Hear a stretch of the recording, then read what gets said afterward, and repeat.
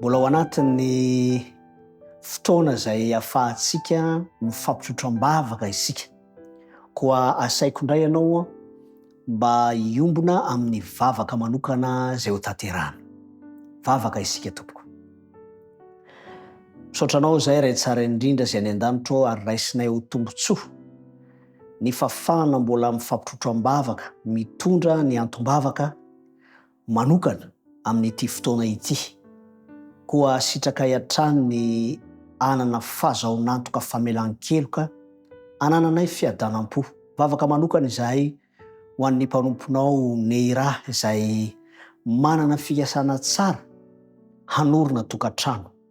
Fantatray Tompo fa ny zavadrehetra dia avy aminao, mino anao izy.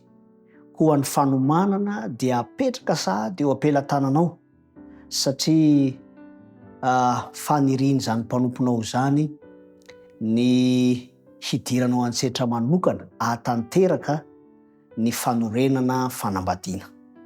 Vavaka ihany koa izahay ho an'ny fiainam-piveloman'ny ray aman-dreniny satria ianao Tompo no manome ny asa fivelomana koa ho kasihin'ny tananao tokoa ne zany hitondra fitahiana, indrindra fahasalamana ihany koa angatahana manokana ho any zany ankohonana izany.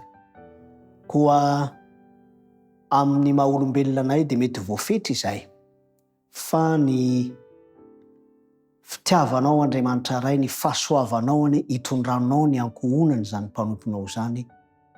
Ny anaran'i Jesosy. Amen.